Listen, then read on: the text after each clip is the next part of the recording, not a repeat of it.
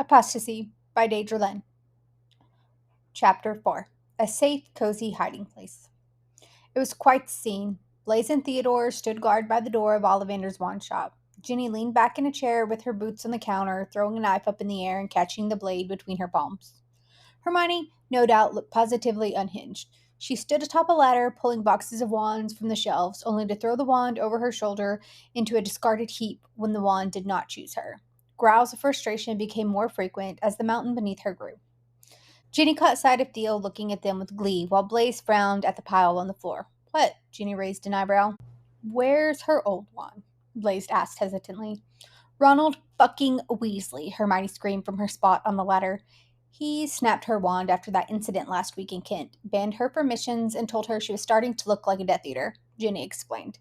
No wonder it's been quiet, Theo muttered. So he snapped her wand, and now you guys are prepared to kill them? Ginny stared back at him, her expression cold and shut off. Among other things, more like the buildup of lots of things compounding, plus, in case you haven't noticed, we don't exactly fit the criteria anymore. It's kind of a wonder we hadn't been booted out. Another growl of frustration on Hermione's part. Their meeting had been interesting, to say the least. To begin with, Voldemort had not trusted them, nor they him. It had been hours before they really got anywhere at all. Voldemort, suspicious of them being spies, had determined they were to live with Malfoy and his team to be monitored while they carried out their proposed plan, which, as Hermione and Ginny didn't have any other residence to go to anyway, they had agreed. The trio of Slytherin men had been standing guard outside the room when their meeting had ended. Voldemort had told them very little, and so had they. They had been informed the two witches would be moving into their château as guests, that Hermione was to be given a room for her experiments, and that they would have two guards with them anytime they left their residence. They were ordered to take the girls to Ollivander's to find a new wand for Hermione, and little to nothing else. Even despite their curiosity, they hadn't asked the girls for further information. Voldemort had pulled Draco aside and relayed the information Hermione and Ginny had provided regarding the Order's safe house and requested someone check it out. Draco had gone wide-eyed and left the two of them with Blaze and Theo to head back to Diagon Alley. You two certainly have changed over the years, yes?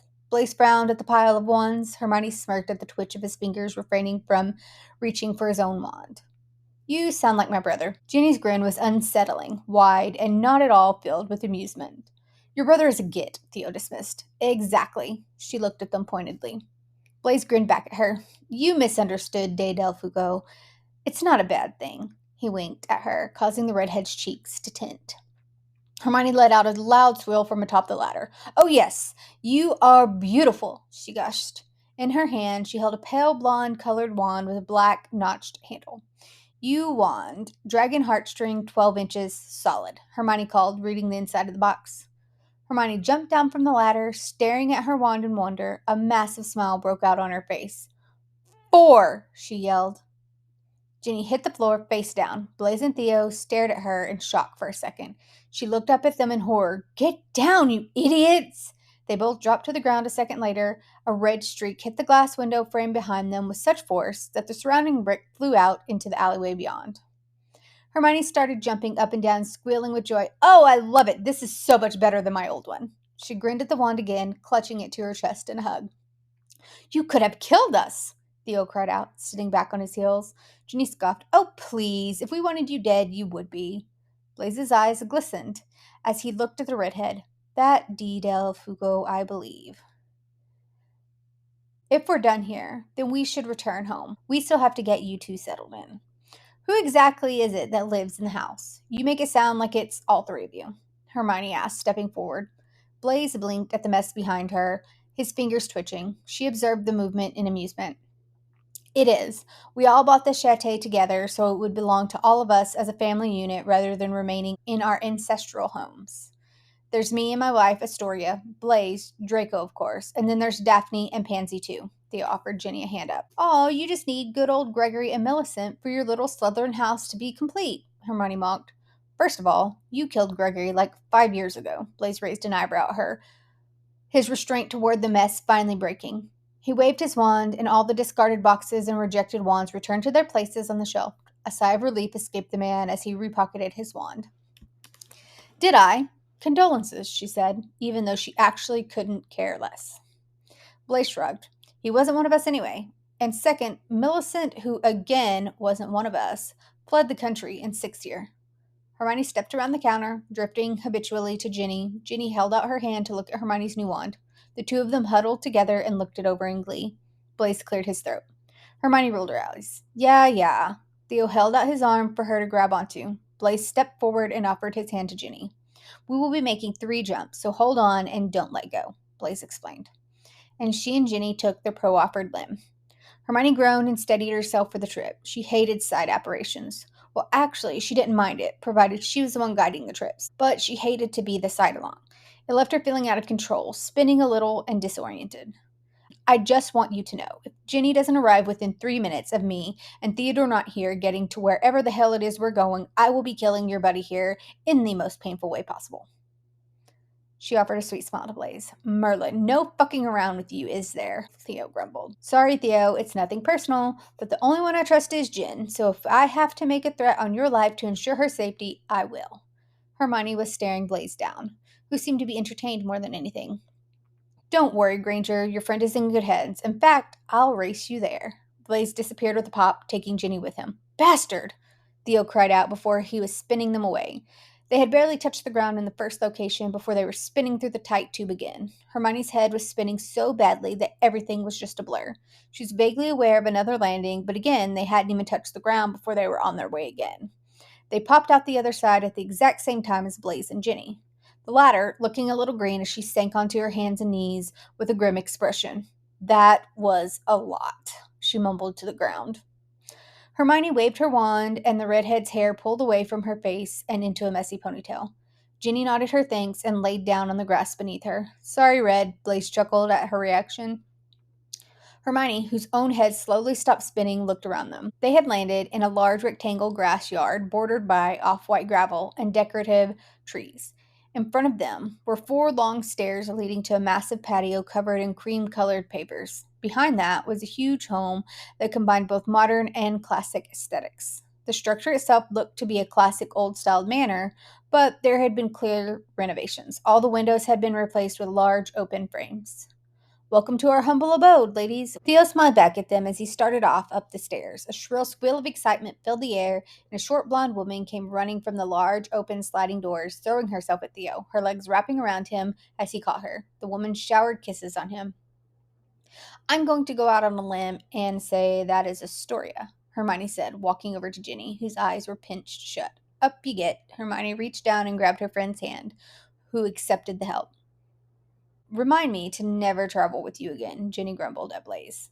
Theo had returned to the top of the stairs with his wife in tow. Astoria wasn't someone that Hermione recognized from Hogwarts. She knew there had been a younger Greengrass sister, but had never paid her much mind. She wasn't what Hermione expected, though, either. In her head, she thought perhaps she would be like Narcissa Malfoy, prim and proper, the ideal pure-blood wife, or perhaps she was a Death Eater and would be cold and calculated. The girl was bright and bubbly. Her blonde hair in light waves fell to an end at her shoulders. Her bare arms were mark-free. Her clothes were casual, a pair of denim shorts and a short-sleeved red flannel shirt that was tied at the front. She wore no shoes and a pair of sunglasses on her head. Hi, she exclaimed excitedly. Draco said you two were coming, but I thought he was pulling my leg until the clothes and the furniture started turning up. Story, honey, your excitement is at a 12. Let's bring it down to a 5. We don't want to overwhelm them, Theo whispered into his wife's neck. Oh, she chuckled. Sorry, it's just so exciting for you to be here. Hermione offered a small smile before looking around. Beyond where the lawn they stood on was a garden framed in low, dark green hedges, but beyond that, Hermione could see no defining landmarks. And here is France. Blaise motioned for them to move up the stairs. Ginny had clutched at Hermione's arm for support. In the center of the large patio was a large, glistening blue pool. Hermione used to love swimming. It had been years since she had a chance to, however. They entered into a large open-plan kitchen and dining area. Wow, Ginny squeaked from beside her. It was nothing like what she anticipated. It was light and airy. White marble floors filled the space, decorated by white wooden cabinets, and a large gray island set in the center with a matching white marble countertop. It was elegant, with a hint of rustic throughout. Draco strolled in, interrupting any train of thought, though.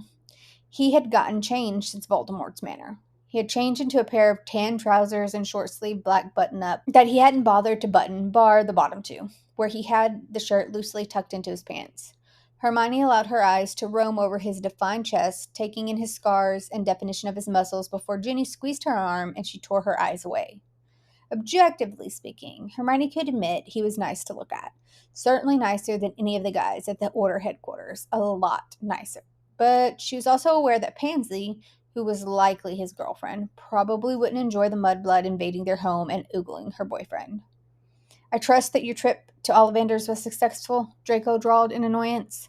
Hermione grinned and pulled out a wand from her pocket, raising it to provide a demonstration. But Theo plucked it from her hand. I think not, Princess. Hey, Hermione exclaimed. Theo placed her wand down on the kitchen island. I think one destroyed wall is enough for today, don't you? Hermione glared at him. Relax, I'm not snapping it, and I'm not confiscating it, just avoiding another tenuous 6-month renovation project. Hey! It was Astoria's turn to glare at the brown-haired wizard. Theo sighed and placed a kiss on his wife's cheeks. You did amazing, baby, but let's face it, you would redo the whole house again if the replacements were even one shade off. Astoria conceded her agreement with a tilt of her head and a raise of her eyebrows. Do I even want to know? Draco sighed, pinching the bridge of his nose. Probably not, Blaise muttered, walking to the fridge, pulling 2 bottles of water from it, tossing a bottle to Theo before uncapping his own and drinking half of it down in one gulp. Where are Parkinson's and the other green grass? Ginny asked, looking around. Astoria chuckled and popped herself up on the counter. They're checking your information. Draco scrutinized her face, trying to find any evidence of regret, but neither Ginny or Hermione would show any. Where did you put them, Dee? Blaise asked. The 2 in-bedrooms up top. Granger's is in the corner. Blaise nodded. Right, ladies, follow me. You can shower, change, whatever you need to. And then we should have a household discussion. Set some ground rules and boundaries, Blaise said, leading the way through the archway. Yes, Daddy, Ginny grumbled. Theo choked on his drink behind them. Blaise stopped in his tracks, slowly turning to look over his shoulder at her with a cheeky smirk and a cocked eyebrow. Hermione waited for him to turn around again and continue his guided tour through the château to give Ginny a look that clearly said, oh, really? Ginny smiled and halfway shrugged, silently mouthing, why not, to Hermione, before they followed him. The entire house followed the same color palette of creams and browns. Big arched windows flooded every room with natural light. Their surprise must have shown on their faces, because Blaise offered an explanation for the unasked question. We all grew up in homes as dark as our souls. We all agreed that a change was needed. Everything in us is Astoria's design, so if you break anything, just know that you will have to deal with her wrath, and that for all the jokes and threats, serious or not, let me make it clear right now, she is also the only one of us who is off limits. You don't fight, hex, jinx, threaten, or even yell at her. Am I clear? You're saying we're allowed to hex the rest of you?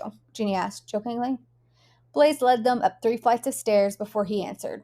Our group is used to a little bit of ribbing each other. Sarcasm is a fluent language in this house, and we all have pretty tough skins. But not Astoria. Hermione frowned at the man's back. Sometimes yes, sometimes no.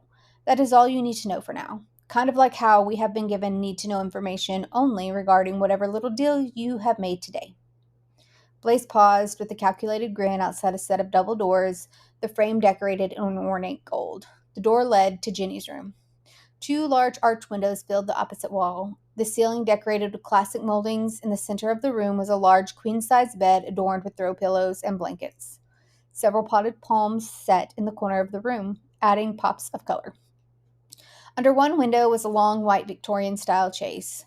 Through that door is an ensuite, and your wardrobe is off that. Her room, were similar in color scheme, was not the same as Ginny's. She lacked a large arch windows. Instead, she had 2 sets of large French doors leading to a deck that wrapped around the 2 external walls of her room, tall white curtains framing them. A queen-size bed faced one set of doors. A wide white armchair sat in the corner between the 2 of them. Like Ginny's room, she had several potted plants placed around her room. You will find your bathroom and wardrobe through that door there. Thank you, Hermione mumbled, stepping into the room, a little shocked that they were being provided with such nice rooms. The grandeur of it certainly flowed with the rest of the estate, but after having spent so many years in the attic with a single creaky bed, it was a little overwhelming.